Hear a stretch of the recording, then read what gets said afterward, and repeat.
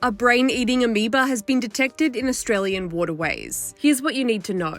As millions of Aussies sweat through another scorching summer, there's a rare but fatal threat emerging in Western Australia. At least 2 popular swimming spots were found to harbour a deadly brain-eating bug, forcing swimmers out of the water, and an expert claims it's a very real threat across the nation. Naegleria fowleri, a deadly amoeba which thrives in heat, was detected in Brunswick Pool during a routine water quality test. Swimmers were also warned to avoid Drakesbrook Weir as it too was at risk of being contaminated. Rising temperatures and the current heatwave are to blame for the emergence of the amoeba. Inhaling the bacteria can cause a rare infection known as amoebic meningitis, and in most cases it is fatal. Professor Ian Wright told Yahoo News Australia it's a horrible, horrible thing, and while it's really, really rare, the consequences are terrible. He said, "You could probably have 1,000 people swim in that waterway and not get it, but if you get infected, it's likely fatal. It takes between 1 and 18 days to die." The Western Sydney University professor said accidentally swallowing the water is often fine, but inhaling the pathogen is problematic. Professor Wright said, "It has a really strange pathology. There's some kind of barrier between the nose, nasal cavity, and the brain, and the amoeba can get through.